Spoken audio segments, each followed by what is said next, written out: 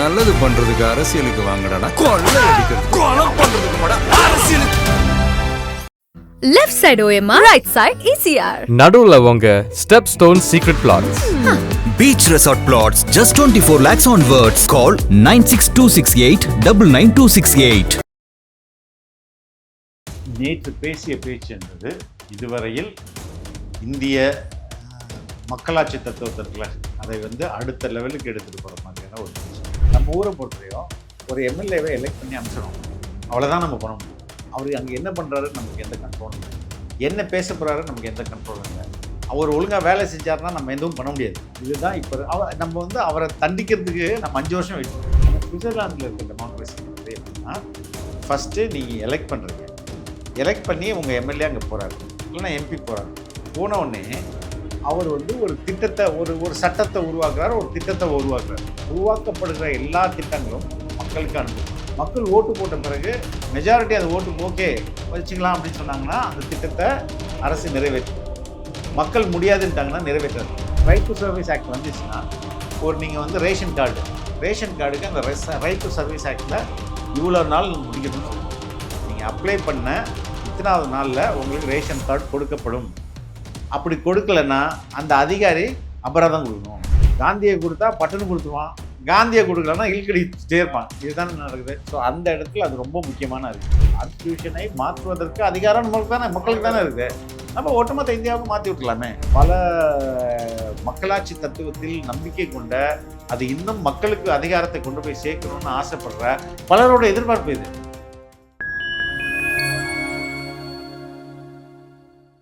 ஓடி விளையாடு ஓய்ந்திருக்கலாகாது. அதுக்கு தான் சூப்பர் சரவணா ஸ்டோர்ஸ்ல சம்மருக்கு ஆடைகள் வாங்கும் போது outdoor games free. Super Saravana stores summer கோடையை கொண்டாடலாம். ஃபைன் டைம் நேயர்களுக்கு வணக்கம். இன்று நம்மோடு இணைந்திருப்பவர் தாவேகாவின் தேசிய செய்தி தொடர்பாளர் திரு ஃபிலிக்ஸ் ஜெரால்டோ அவர்கள். சார் வணக்கம் சார். வணக்கம் சார். சார், தாவேகா தலைவர் திரு விஜய் அவர்கள் கன்னியாகுமரியில் போய் பரப்புரை பண்ணாரு. அப்போ ஒரு சில அறிவிப்புகள்லாம் கொடுத்திருந்தாரு சார். அதாவது டிவிகேஸ் அஜெண்டா ஃபார் குட் கவர்னன்ஸ்னு சொல்லியிருந்தாரு.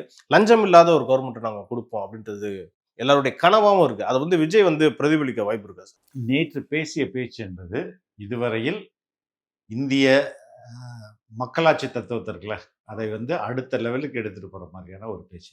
அது 3 பார்ட்டாக 2 பார்ட்டாக கூட நம்ம பிரித்து பார்க்கலாம். 3வது பார்ட்டு கூட அது நம்ம ஆர்டிஃபிஷியல் இன்டெலிஜென்ஸாக அங்கே போயிட்டாங்க. இதெல்லாம் ஆர்டிஃபிஷியல் இன்டெலிஜென்ஸ் எல்லாம் முக்கியம்தான். ஆனால் அதை விட குடியாட்சின்ற தத்துவம் இருக்குல்ல, மக்களாட்சின்ற தத்துவம் இருக்குல்ல, அதில் நம்மளுக்கு இதுவரையும் இப்போ அப்சல்யூட் டெமோக்ரஸி இல்லைன்னா டைரக்ட் டெமோக்ரஸின்னுவாங்க. இந்த டைரக்ட் டெமோக்ரஸி உலகத்திலே எங்கே சரியாக ஃபாலோ பண்ணப்படுதுன்னா சுவிட்சர்லாண்டில் தான் ஃபாலோ பண்ணப்படுது. சுவிஸோடைய கான்ஸ்டியூஷன், நான் ஒரு பேசிக்காக ஹிஸ்ட்ரி ஸ்டூடெண்ட்டு. ஸோ நான் கம்பேரிட்டிவ் கான்ஸ்டியூஷன் நான் காலேஜில் படிச்சிருக்கேன். இந்தியன் கான்ஸ்டியூஷன் எப்படி இருக்கும், கான்ஸ்டியூஷனே இல்லாத பிரிட்டன் எப்படி இருக்குது, அதுக்கப்புறம் American constitution, Swiss constitution, French, இது மாதிரிலாம் கம்பேரிட்டிவாக படிக்கும்போது அப்சல்யூட்டாக ஒரு டெமோக்ரஸி எங்கே செயல்படுது அப்படின்னா அது சுவிட்சர்லாண்டில் தான் செயல்படுது. அப்போ இந்தியாவில் கிடையாது சார். இங்கே டெமோக்ரஸியில் அதுதான் சுவிட்சர்லாந்து. இதுக்கு நான் சுவிட்சர்லாந்தை எக்ஸ்பிளைன் பண்ணால் உங்களுக்கு தலைவர் விஜய் என்ன சொல்ல வர்றாருன்றதை ஈஸியாக மக்களுக்கு புரிஞ்சிடும். இப்போது நம்ம ஊரை பொறுத்தவரையும் ஒரு எம்எல்ஏவை எலெக்ட் பண்ணி அமைச்சிடும், அவ்வளோதான் நம்ம பண்ண முடியும். அவர் அங்கே என்ன பண்ணுறாரு நமக்கு எந்த கண்ட்ரோலும் இல்லை, என்ன பேச போகிறாரு நமக்கு எந்த கண்ட்ரோலும் இல்லை. அவர் ஒழுங்காக வேலை செஞ்சார்னா நம்ம எதுவும் பண்ண முடியாது. இதுதான் இப்போ நம்ம அவரை தண்டிக்கிறதுக்கு நம்ம 5 வருஷம் வெயிட் பண்ணுறோம். Yes, correct. இதுதான் நம்ம ஊரில் இருக்கிற டெமோக்ரஸி. ஆனால் சுவிட்சர்லாண்டில் இருக்கிற டெமோக்ரஸின்றது எப்படின்னா, ஃபஸ்ட்டு நீங்கள் எலெக்ட் பண்ணுறீங்க, எலெக்ட் பண்ணி உங்கள் எம்எல்ஏ அங்கே போகிறாரு, இல்லைன்னா எம்பி போகிறாரு. போன உடனே அவர் ஒரு திட்டத்தை ஒரு சட்டத்தை உருவாக்குறாரு, ஒரு திட்டத்தை உருவாக்குறாரு. அது மக்கள் விரோத திட்டமாக இருந்ததுன்னா உருவாக்கப்படுகிற எல்லா திட்டங்களும் மக்களுக்கு அனுப்பப்படும். மக்கள் போய் ஓட்டு போடலாம். ஃபார் எக்ஸாம்பிள், கவர்மெண்ட் பரந்தூரில் ஒரு விமான நிலையத்தை அமைக்க போகுது, இவ்வளோ ஏக்கர் அதுக்கு நிலம் நாங்கள் எடுக்க போகிறோம், அதில் இந்தந்த இதெல்லாம் அதில் பாதிப்பு வருது அப்படின்னு ஒரு விமான நிலையத்துக்கு சுவிட்சர்லாந்து கவர்மெண்ட் பண்ணிச்சுன்னா அதை மக்கள்கிட்ட கொடுப்பாங்க. மக்கள் போய் ஓட்டு போடணும். மக்கள் ஓட்டு போட்ட பிறகு மெஜாரிட்டி அதை ஓட்டு ஓகே வச்சுக்கலாம் அப்படின்னு சொன்னாங்கன்னா அந்த திட்டத்தை அரசு நிறைவேற்றும். மக்கள் முடியாதுன்ட்டாங்கன்னா நிறைவேற்றாது. இன்னொரு எக்ஸாம்பிள் சொல்கிறேன். நான் வெளிநாட்டுக்கு டூர் போகிறேன், உங்களுடைய கருத்து என்ன?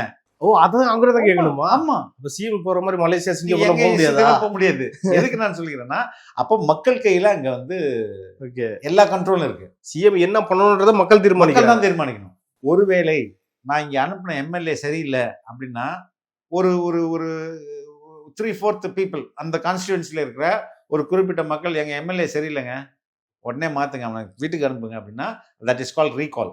ஃபர்ஸ்ட் எலெக்ஷனு இந்த ரெஃபரண்டம்ன்றது மக்கள் கருத்து, ரீகால்ன்றது அவன் வீட்டுக்கு அனுப்பு, வேற ஆள் அனுப்பு அப்படின்றது. இதுதான் அப்சல்யூட் டெமோக்ரஸி. இதுதான் உண்மையான ஜனநாயகம். இதுதான் உண்மையான ஜனநாயகம். நேற்று தவேகா தலைவர் விஜயோடைய பேச்சு இதை நோக்கிய முதல் படின்னு நம்ம சார் உண்மையிலே சார் எனக்கு ரொம்ப சந்தோஷமா இருந்துச்சு அவருடைய பேச்சு. இதுதான் வந்து மக்கள் இன்னும் இவ்வளவு காலமா எதிர்பார்க்கறாங்கன்ற அவர் பேச்சு வந்து பிரதிபலிச்சு. இது வந்து சாத்தியமானதா? ரொம்ப ஈஸிங்க. அதோடைய தொடக்க பாயிண்ட் தான் என்ன சொல்றது, right to service act. Yes, அது சொல்றாரு. ஆமா, ரைட் டு சர்வீஸ் ஆக்ட்னா என்னது? மக்களுக்கு சேவை செய்யணும். அது சேவை எல்லாரும் தான் செய்யறாங்க, ஆனா அதுல அக்கௌண்டபிலிட்டி இல்லை. For example right to service act வந்துச்சுன்னா, ஒரு நீங்க வந்து ரேஷன் கார்டுக்கு அந்த ரைட் டு சர்வீஸ் ஆக்ட்ல இவ்வளோ நாள் முடிக்கணும்னு சொல்லிடுவாங்க. நீங்க அப்ளை பண்ண இத்தனாவது நாள்ல உங்களுக்கு ரேஷன் கார்டு கொடுக்கப்படும். அப்படி கொடுக்கலன்னா அந்த அதிகாரி அபராதம் கொடுக்கணும். 10 பேருக்கு அவர் ரேஷன் கார்டு டிலே பண்ணார்னா 10 பேருக்கு சேர்த்து ஒருத்தருக்கு 50 ரூபான்னா 10 பேருக்கு 500 ரூபாய் அவர் டெய்லிக்கு அபராதம் கட்டிட்டு இருக்கணும். அப்ப பயம் வரும் அதிகாரிகளுக்கு. இல்லை, ஒர்க்கு சீக்கிரம் நடக்கும்ன்றேன். ஒருவேளை என் சைடில் நான் அப்ளை பண்ணுறேன், என் சைடில் முன்னாடியே இந்த டாக்குமெண்ட்ஸ்லாம் அவர்கிட்ட கொடுத்துடணும். அவர் கேட்குற டாக்குமெண்ட்லாம் கொடுத்துட்டு எனக்கு அந்த தேதிக்குள்ளே நடக்கலைன்னா அவர் இஸ் பனிஷபிள். இல்லை என் சைடில் எல்லாமே சரியாக பண்ணிட்டா அவர் வேணுமே இழுக்கடிக்கிறாருன்னா I can go for appeal. அதுக்கு மேல் உள்ள அதிகாரிகிட்ட போய் பண்ணலாம். அப்போ இங்கே வந்து மக்களுக்கு ஒரு விஷயத்த ஒரு டைம் லைனில் கேரண்டி பண்ணி கொடுத்துறாங்க. நீ என்னென்ன அப்ளை பண்ணுறியோ இத்தனை நாளுக்குள்ளே, இத்தனை வாரத்துக்குள்ளே, நான் இத்தனை மாதத்துக்குள்ளே அதெல்லாம் உங்களுக்கு வந்து சேர்ந்துடும். அப்போ கவர்மெண்ட்டுக்கு ஒரு அக்கௌண்டபிலிட்டி வந்துடுது. இதுவரை அந்த அக்கௌண்டபிலிட்டி இருக்கான்னா இல்லவே இல்லை. காந்தியை கொடுத்தா பட்டன்னு கொடுத்துருவான், காந்தியை கொடுக்கலன்னா இழுக்கடிச்சுட்டே இருப்பான். இதுதான் நடக்குது. ஸோ அந்த இடத்துல அது ரொம்ப முக்கியமான அறிவிப்பு. ரெண்டாவது அறிவிப்பு டேஷ்போர்டு, ஒரு டிரான்ஸ்பரண்ட் டேஷ்போர்டு. இப்போ இத்தனை கோடி இங்கே வந்து செலவு பண்ணுறோம், இத்தனை கோடிக்கு இதெல்லாம் நடக்கணும். ஃபார் எக்ஸாம்பிள் ஒரு ரோடு கான்ட்ராக்ட் கொடுக்குறோம், இந்த ரோடு கான்ட்ராக்ட் இங்கே ஆரம்பித்து இங்கே முடியுது, அந்த ரோடோடைய திக்னஸ் இவ்வளோ இருக்கணும், அப்படி இருந்தால் இதுக்கு இவ்வளோ காசு. இந்தாங்க பப்ளிக் டேஷ், நீங்களே பார்த்தீங்க ஒரு நாளைக்கு எத்தனை கிலோமீட்டர் ஃபில் ஆகிருக்குது, எவ்வளோ லெங்க் இருக்குதா இல்லையா, இதெல்லாம் மக்களே போய் பார்க்கலாம். டைரெக்டாக அந்த டேஷ்போர்டில் இருக்கும். நீ போய் எல்லாமே தமிழ்நாட்டுக்குள்ளே தான் நடக்க போகுது. ஒரு இந்த இடத்துல வந்து ஒரு நீர் தொட்டி கட்டுறோம், அந்த நீர் தொட்டியோட உயரம் இவ்வளோ இருக்கணும், அகலம் இவ்வளோ இருக்கணும், இவ்வளோ சிமெண்ட் இருக்கணும், இதுக்கு இவ்வளோ கோடி செலவு பண்ணுறோம் அப்படின்றது டேஷ்போர்டில் இருக்கும். நீங்கள் போய் பார்க்கலாம். எங்கள் ஊரில் அப்படி இல்லைன்னா நீங்கள் கம்ப்ளைண்ட் பண்ணலாம். இது டிரான்ஸ்பரன்சி வந்ததா? ஃபஸ்ட்டு உங்களுக்கு அரசு ஒரு குறிப்பிட்ட காலத்தில் எல்லாத்தையும் மக்களுக்கு சேவையை உறுதி செய்யணும். அது என்னுடைய உரிமை. ரேஷன் கார்டு நீ கொடுக்குறதே என்னுடைய, நீ வந்து எதாவது பாவப்பட்ட எனக்கு கொடுக்கல, அது உரிமை, என்னுடைய உரிமை. அதை நீ வந்து கரெக்டாக செஞ்சிடணும். That is point number 1. Point number 2 இந்த டேஷ்போர்ட். இதற்கு அடுத்தது தான் பார்ட்டிசிபேட்டரி டெமோக்ரஸி. நான் சொன்னேன் சுவிட்சர்லாந்தை கம்பேர் பண்ணல. அப்போ பார்ட்டிசிபேட்டரி டெமோக்ரஸி என்ன?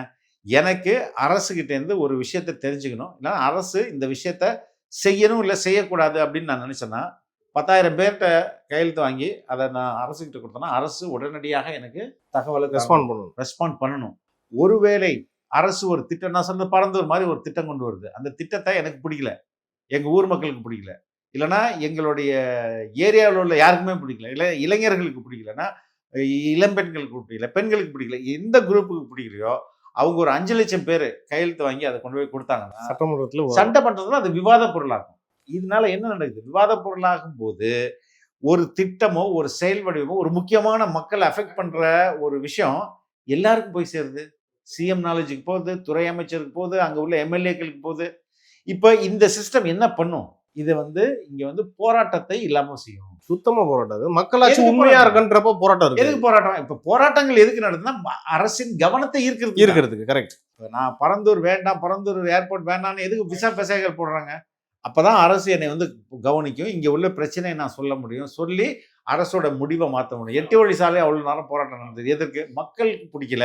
அப்ப போராட்ட வடிவங்கள் மூலமா நான் வந்து என்னுடைய எதிர்ப்பை கருவி. எதுக்கு போராடிட்டு இருக்கீங்க? நீங்களே அந்த போர்ட்டல்ல சொல்லுங்க, நாங்க எங்க கவனத்துக்கு வந்துரும். அப்ப இது இந்த டெமோக்ராட்டிக் ப்ராசஸ்ல அரசு முடிவெடுக்கிற அந்த அந்த ப்ராசஸ்ல நான் பங்குதாரரா மாறுறேன்ல. சார் ஆக்சுவலா விஜய் இது வந்து ஒரு இந்தியா ஃபுல்லா ஒரு பெஞ்ச் அதாங்க அதுதான் நான் சொல்றேன் சார். மத்ததெல்லாம் விடுங்க, இது வந்து மிகப்பெரிய அறிவிப்பு. இதுவரையும் யாரும் இதை சிந்திக்கல, சுத்தமா சிந்திக்கல சார், யாருமே சிந்திக்கல. பார்ட்டிசிபேட்டரி இதை நோக்கி தாங்க நகரணும் நம்ம. அப்ப இது வந்து எல்லாருக்குமே புளிய கரைக்குமே சார் இப்படி எல்லாம் பேசிக்கிட்டு இருந்தா? நேர்மை தானே இது நடக்கும். சரி, இங்க எல்லா அரசு ஊழியர்களும் மக்களுக்கு நல்லது செய்யணும்ன்றதான் அவங்க, அதுக்கு தான் சம்பளம் வாங்குறாங்க. ஆனா அவங்களுக்கான வேலை பளு என்ன இருக்கு, அதையும் நீங்க பார்க்கணும். அப்ப தாவேகா வரும்போது எல்லா டைம் சரியாக ஆட்களை எல்லாம் நிரப்பும் போது அவங்களுக்கு வேலை பளு கூட கடகடன்னு வேலை நடக்கும். லஞ்சத்தினால வந்து சுத்தமா வேலை நடக்காது. எத்தனையோ வேலை எனக்கு தெரிஞ்சு சார், அங்க லஞ்சம் கேட்கறாங்கன்ற பல பேர்னால அந்த வேலை சரியாம இல்லைன்ற மாதிரி பல பேர் கம்ப்ளைண்ட் பண்றாங்க. இதெல்லாம் இல்லாம ஆயிருமா சார்? ஆபீஸா இல்லாம ஆயிடும்ல. நீ கொடுத்தே ஆகணும்ல. எனக்கு 10 நாள்ல நீ எனக்கு கொடுத்தாகணும்னு சட்டம் இருக்கும்போது 9வது நாள்ல நம்ம போய் என்ன நாளைக்கு இது ஒரு நாள் தான் தெரியா இல்லையா? இப்ப நம்ம மிரட்டலாம் அதிகாரிகளா, இல்லன்னா உங்க மேல வந்து நடவடிக்கை பாயும். அவங்களுக்கு சம்பளம் கரெக்டா வந்து நல்ல சம்பளம் தானே. ஓகே, வேலை செய்யறதுக்கு போ, வேலையை விட்டு போ. சார் நிறைய பேர் என்ன எதிர்பார்க்கறாங்கன்னா, ஏன் போலீஸ் இப்ப வந்து ஏற்கனவே சமீபத்துல பாத்துருப்பீங்க இந்த கஸ்டோடியல் டெத் எல்லாம் நடக்குது, ஏன் விஜய் இதுக்கு ஏதாவது ஒரு சட்டம் கொண்டு வருவாங்க? ஃபுல் மேனிஃபெஸ்டோ வரும்ல, அது எல்லாத்துக்குமே மாற்றங்கள் இருக்கு, நிறைய மாற்றங்கள் இருக்கும். இன்னும் ஒரு வாரம் தான் சார் இருந்துருக்குது, அதுக்குள்ள வரணும் இல்ல சார்? இல்லைங்க, இன்னைக்கு இருக்கிற தகவல் தொழில்நுட்பத்துல இது வந்து ஒரே நாள்ல எல்லாத்தையுமே ரீச் ஆயிடும். 1000 பக்கமா இருந்தாலும் உட்காந்து நான் படிச்சிட மாட்டேன் நைட்டோட நைட்டா, அதெல்லாம் வந்து ஈஸியா பண்ணிடலாம். அது மக்கள்கிட்ட போய் சேர்றதுன்றது ரொம்ப ஈஸி. நான் என்ன சொல்றேன், இந்த ஸ்ட்ரக்சரல் சேஞ்ச், இந்த கட்டமைப்பே மாத்திர மாதிரியான ஒரு அறிவிப்பு நேத்து பண்ண. இதெல்லாம் நடந்துச்சுன்னா இந்தியாவோட கவனமே நாளைக்கு தமிழ்நாடு பக்கம் திரும்பி நாளைக்கு எல்லா அரசுகளும் இதை வந்து இம்ப்ளிமெண்ட் பண்ண ஆரம்பிக்கும். ஆமா, இவர் ஒரு எக்ஸாம்பிள் ஆயிருவாரு. ஆமா, அப்ப எல்லா அரசுகளும் எல்லா மாநில அரசுகளும் இம்ப்ளிமெண்ட் பண்ணிச்சுன்னா அவ்வளவுதான், கான்ஸ்டிடியூஷன்ல சேஞ்ச் பண்ண வேண்டியதான். கான்ஸ்டிடியூஷனே சேஞ்ச். ஆமா, ஆப்வியஸா. ஓகே, இப்ப எல்லாரும் இது நல்லா இருக்கு எல்லாமே வந்து அடுத்தடுத்த கவர்மெண்ட் பண்ணும்போது எல்லாருமே கான்ஸ்டிடியூஷனை மாற்றுவதற்கு அதிகாரம் மக்களுக்கு தானே இருக்கு. அப்ப ஒட்டுமொத்த இந்தியாவுக்கு மாத்தி விட்டுலாமே. It is not going to be a big thing. இதுவரையில் எந்த அரசியல் கட்சிகளும் யோசிக்காத பல மக்களாட்சி தத்துவத்தில் நம்பிக்கை கொண்ட, அது இன்னும் மக்களுக்கு அதிகாரத்தை கொண்டு போய் சேர்க்கணும்னு ஆசைப்படுற பலரோட எதிர்பார்ப்பு இது. ஓகே சார், எனக்கு திரு விஜய் அவர்கள் ஸ்பீச்ல இன்னொரு விஷயம் பிடிச்சது ஏஐ சார். இப்ப அடுத்து உலகமே வந்து ஏஐ நோக்கி நகர்ந்துகிட்டு இருக்கு, தமிழ்நாடு வந்து ஒரு ஏஐ தலைநகரமா மாத்தும் அப்படின்னு சொல்ற, அதுக்கு தனியா மினிஸ்ட்ரியும் அமைப்பு பண்றாங்க. இது எப்படி சார் இருக்கும்? இது ஹைலி ஃபியூச்சரிஸ்டிக். எதிர்கால இப்போ ஏர்லி பேர்டு பெனிஃபிட்னு ஒன்று இருக்குங்க. ஏர்லி பேர்ட்னா ஒரு ஒரு குருவி காலையில சீக்கிரம் வேட்டையாட போச்சுன்னா அதுக்கு நிறைய புழுக்கள் கிடைக்கும், லேட்டாக போச்சுன்னா லேட்டாக கம்மியாக தான் கிடைக்கும். இதுதான் வந்து ஏர்லி பேர்டு. அப்போ இந்த இந்த ஆர்டிஃபிஷியல் ஏஐ வந்து ஆர்டிஃபிஷியல் இன்டெலிஜென்ஸ் இப்போ தான் எமர்ஜிங் செக்டர். இன்னும் அது வந்து ஒரு வெர்ஜினாக தான் இருக்குது, இன்னும் அது வந்து ஜுவனைலாக தான் இருக்குது, இன்னும் அது வளர்ந்து ஒரு சேச்சுரேஷன் பீரியடுக்கோ மெச்சூரிட்டி பீரியடுக்கோ வரல. இப்போவே அதில் நம்ம கான்சன்ட்ரேட் பண்ணால், எப்படி ஒரு காலத்தில் சாஃப்ட்வேர் எங்கே போனாலும் சாஃப்ட்வேர்னா அது ஐடினா நம்ம ஆட்கள் தான் இருந்தாங்க. மெயினாக தமிழ்நாடு, ஆந்திரா, சவுத் இந்தியன்ஸ் தான் அதிகமாக இருப்பாங்க. அப்போ இப்போ இன்றைக்கே அதை ஃபோக்கஸ் பண்ணி அதுக்கு ஒரு தனி மினிஸ்ட்ரி போட்டோம்னா அது இல்லாமல் ஏஐ யூனிவர்சிட்டிஸே கிரியேட் பண்ணப்படும். அப்போ இதை பற்றிய அந்த புழக்கம் வந்து அதிகமாக இருக்கும், மக்கள் வந்து நிறைய அளவில் அதை பயன்படுத்துவாங்க, பயப்படணும்னு அவசியம் கிடையாது. இது ஒரு பக்கம். இன்னொரு பக்கம் அதே இதில் எந்த அளவுக்கு முக்கியத்துவம் தருமோ அதே மாதிரி தற்சார்பு செல்ஃப் சஸ்டெயின் கவர்மெண்ட்டை நம்ம உருவாக்குவோன்றாங்க. அது பல்வேறு என்ன சொல்கிறது, ரெவென்யூ சோர்சஸை, நம்மளுக்கு வருமானம் தரும் ஆதாரத்தை அதிகமாக பெருக்கும் அப்படின்றாங்க. அதுவும் இதுவரை யாரும் இங்கே சிந்திக்கவே இல்லை. இப்போ ரெவென்யூ சோர்சஸை எப்படியெல்லாம் இன்க்ரீஸ் பண்ணுறது, எக்கச்சக்கமான வழிகள் இருக்கு. ரெவென்யூ சோர்சஸ் நம்ம இன்க்ரீஸ் பண்ணுறாலே கடனை வந்து நம்ம அடைச்சிடலாம், வந்து லாபத்தை அதிகமாகிடலாம். கடன் வந்து ஒரு ஸ்டேட் வாங்கணுங்க. கடன் வாங்குறது என்னன்னா ரொம்ப சிம்பிள். நீங்கள் வந்து ஒரு தொழில் பண்ணுவதுக்கு பேங்க்ல லோன் வாங்குறீங்களா, அதே மாதிரி தான் அரசு தொழில் பண்ணுறதுக்கு பேங்க்ல லோன் வாங்கலாம், தப்பு கிடையாது. ஆனால் அதை வச்சு நீங்கள் என்ன பண்ணுறீங்க, அது ரொம்ப முக்கியம். வட்டி கட்டிடுறீங்க, கடன் வாங்கி வட்டி கட்டி கடன் வாங்கி மகளிர் உரிமை தொகை நிக்கவே நிக்காதுல்ல. அப்போ இது ரொம்ப தப்பானது. அதுதான் வந்து உங்களோட ரெவென்யூ சோர்ஸ் இன்க்ரீஸ் பண்ணிட்டீங்கன்னா நீங்க வாங்குற கடனை எதற்கு வாங்குறீங்களோ அதற்கு பயன்படுத்தலாம். இப்போ தமிழ்நாட்டை நம்பி வேர்ல்ட் பேங்க் கொடுக்குதுன்னா திருப்பி கட்டுவோன்ற நம்பிக்கையில தான். ஏன் திருப்பி கட்டுவோம்? ஓகே, இவங்க மெட்ரோ போடுறாங்க, மெட்ரோ வந்து இவ்வளோ எக்ஸ்பேன்ஷன் ஆகுது, இன்னும் 50 வருஷத்துல மெட்ரோவுக்கு இவ்வளோ இன்கம் வரைக்கும். அப்போ இவ்வளோ நாளில் இந்த தமிழ்நாடு கவர்மெண்ட் மெட்ரோவுக்குன்னு வாங்குற அந்த லோனை திருப்பி அடைச்சிடும், ரீபே பண்ணுறோம். இப்படி தான் வந்து அவங்க நினச்சிட்டு கொடுக்குறாங்க. ஆனால் அந்த லோனை வாங்கி இவங்க வட்டி கட்டிட்டு மகளிர் உரிமை தொகையை கொடுத்துட்டு லஞ்சத்தை மறைச்சிக்கிட்டு அப்படின்னா எப்படி மெட்ரோ உருவாகும்? இல்ல இதுக்கப்புறம் கடன் கொடுக்கவே யோசிப்பாங்க. பாப்பர் ஆயிடும். ஆமா. ஸ்ரீலங்கா நிலைமை வந்துடும். ஸோ அதை இதெல்லாம் வந்து சரி பண்ணணும்னா உங்க ரெவென்யூ சோர்ஸ் இன்க்ரீஸ் பண்ணு, இந்த கடனை இதுக்கு மட்டும் பயன்படுத்துங்க அப்படின்றது தான் ரொம்ப முக்கியமானது. ஓகே சார், நேரத்துக்கும் கருத்துக்கும் நன்றி சார். ரொம்ப நன்றி, தேங்க்யூ.